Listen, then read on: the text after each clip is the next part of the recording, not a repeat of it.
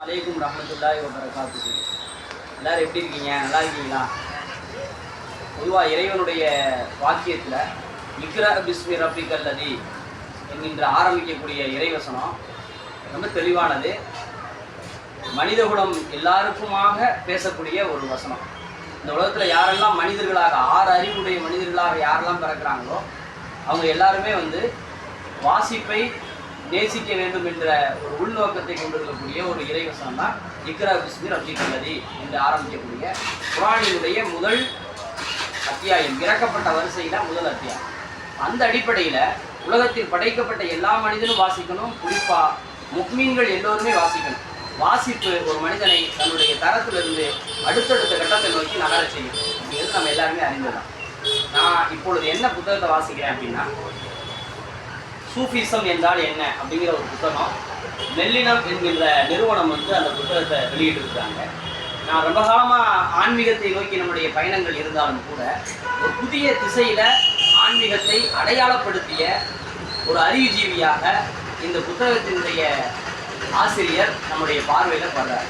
இந்த செய்தியை உங்கள்கிட்ட பகிர்ந்துக்கணும் அப்படிங்கிறதுக்காக தான் இந்த வீடியோவை நாம் பதிவு செய்கிறோம். மார்ட்டின் லிங்க்ஸ் என்று சொல்லக்கூடிய இவர் 1909ஆம் ஆண்டு பிறந்து 2005ஆம் ஆண்டு மரணிச்சிருக்கிறார். இவர் பிறப்பிலே ஒரு கிறிஸ்தவ சமூகத்தை சார்ந்தவராக இருந்தாலும் கூட இவர் ஆன்மீகத்தை தேடுவதில் அதிகமான நாட்களை செலவிட்டிருக்கார். அப்படி அவருடைய பயணத்தில் கிறிஸ்தவ மதத்தை ஆராய்ச்சி செய்கிறாரு, இந்து மதத்தை ஆராய்ச்சி செய்கிறாரு, இன்னும் பல இசங்களை ஆராய்ச்சி செய்கிறாரு. அவருடைய பயணத்தில் ஆன்மீகத்தை தேடுவதற்காக கிட்டத்தட்ட 5 ஆண்டுகளுக்கு மேற்பட்ட நாட்களை செலவழிச்சிருக்காரு. இறுதியாக அவர் பல அறிஞர்களை சந்திக்கிறாரு.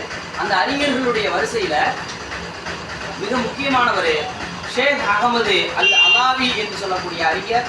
அதே மாதிரி 1886 பிறந்து 1951 மரணித்த ரெனே கினான் என்று சொல்லக்கூடிய ஷேக் அப்துல் வாஹித் யஹியா என்கின்ற இந்த 2 அறிஞர்கள் மிக முக்கியமானவங்க.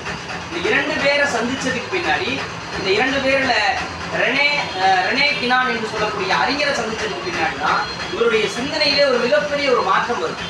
இவருடைய ஆன்மீக பார்வையை மாற்றத்திற்கு ஒரு அழகான ஒரு சூஃபிசம் குறித்து உலகத்திற்கு சொல்லக்கூடிய ஒரு அறிவுஜீவியாக மாறுகிறார். இன்னைக்கு மனிதர்கள் தேடுகிற எல்லா திசைகளிலும் தங்களை படைத்த இறைவன் இருக்கிற நிலையை நாம் பார்க்கிறோம். அந்த இறைவனை அடைந்து கொள்வதற்கு சூஃபிசம் மிக முக்கியமானது. ஆனால் அந்த சூஃபிசத்தின் பெயரால் மக்கள் செய்கிற அல்லது போலி தலைவர்கள் என்று அடையாளப்படுத்திக் கொள்ளவங்க செய்யக்கூடிய மனித சமூகத்திற்கு விரோதமான பல காரியங்களை நாம் பார்க்கிறோம். அப்படிப்பட்ட விரோதமான காரியங்களில் இருந்து மக்களை பாதுகாப்பதற்கு இந்த நூல்களை போன்ற சூஃபிசம் பேசக்கூடிய நூல்களை நாம் வாசிப்பது ஆன்மீகத்தை தேடுவதற்கு விதையாக அமையும் என்பதுதான் என்னுடைய கருத்தா இருக்கு. இன்ஷா அல்லாஹ் கண்டிப்பாக வாசிப்போம், வெற்றி பெறுவோம். அஸ்ஸலாமு அலைக்கும் வரஹ்மத்துல்லாஹி வபரகாத்துஹு.